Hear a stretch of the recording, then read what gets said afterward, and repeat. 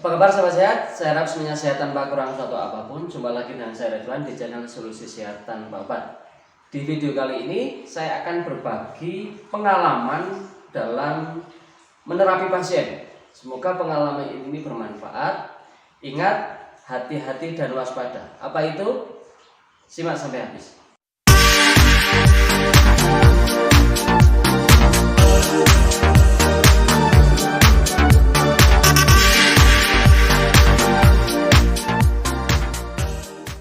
Sahabat, di awal-awal saya upload video di channel ini, saya sering menunjukkan untuk menerapi tapak kaki, refleksi pada diri sendiri dan mungkin beberapa pasien.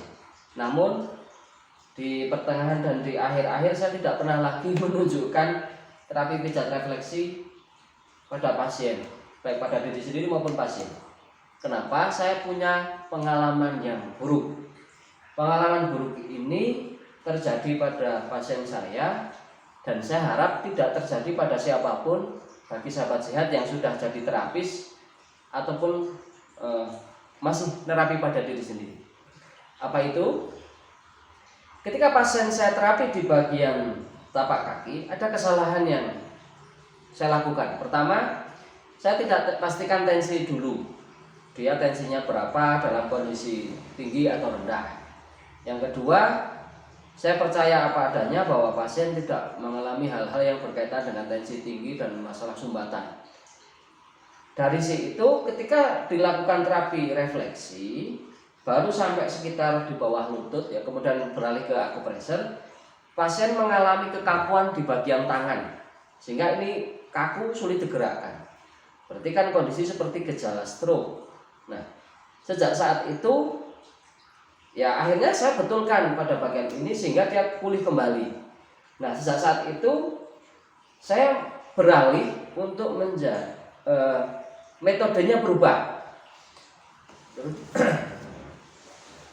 Pasien tidak lagi saya terapi lewat refleksi tapak kaki, tapi langsung di bagian atas, yaitu di bagian tri pemanas, di bagian usus besar, di bagian pertemuan meridian.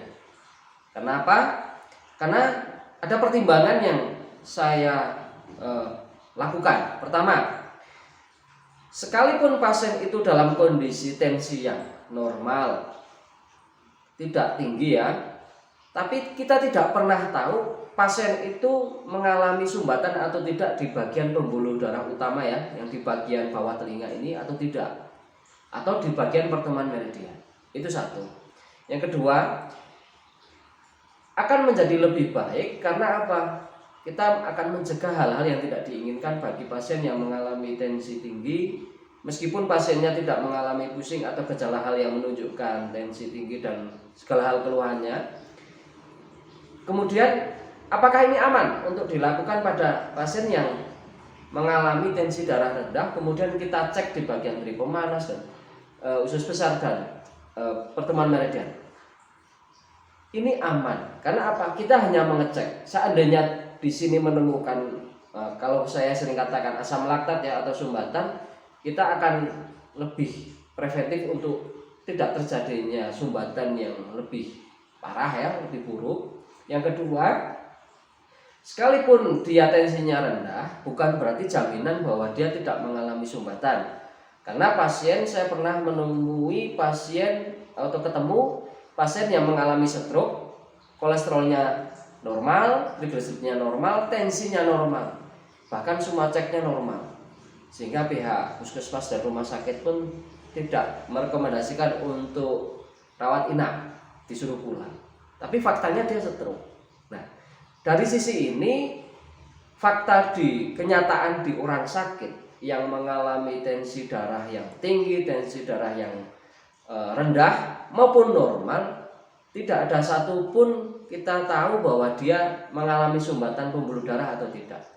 Untuk itu akan lebih baik jika kita melakukan tindakan preventif untuk mencegah terjadinya hal-hal yang tidak diinginkan.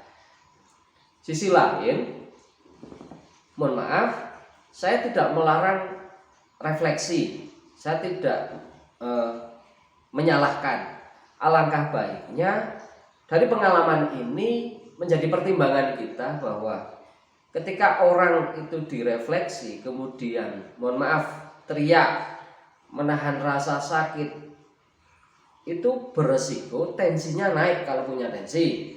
Seandainya dia tensinya rendah juga kemungkinan yang sama. Seandainya tensinya normal tapi dia punya sumbatan pembuluh darah yang ke arah otak, itu akan beresiko ketika menahan rasa sakit itu tadi atau kesakitan tadi, sumbatannya akan ngumpul dan sehingga terjadi hal-hal yang tidak diinginkan. Sekali lagi saya tidak melarang, saya tidak mencegah ya atau menyalahkan, tapi alangkah baiknya refleksi di tapak kaki itu hanya sebagai diagnosa saja. Alangkah lebih baiknya kita lebih ke fokus langsung di bagian yang paling vital. Dalam artian paling vital, sumbatan pembuluh darah utama yang di bagian trigomanas, di bagian usus besar, baik yang 18, 17 maupun bagian dalam dan sekaligus bagian pertemuan meridian. Ingat, waspada dan hati-hati itu tidak ada salahnya. Lebih baik mencegah daripada mengobati, lebih baik mencegah terjadinya hal-hal yang tidak diinginkan daripada kita menanggung risiko pasien yang tadinya sakit berharap sembuh malah makin sakit. Itu jangan sampai. Untuk itu pengalaman ini saya share, saya bagikan kepada sahabat sehat, mungkin bermanfaat. Atau mungkin sahabat sehat pernah punya pengalaman lain, mohon silahkan isi di kolom komentar. Apa itu, sebab apa, kenapa.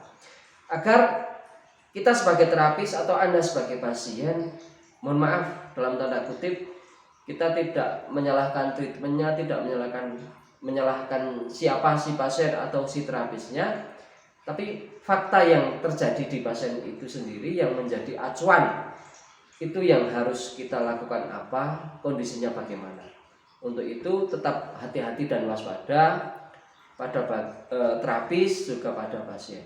Ingat ya, mencegah lebih baik daripada terjadi hal yang tidak diinginkan. Semoga bermanfaat. Terima kasih.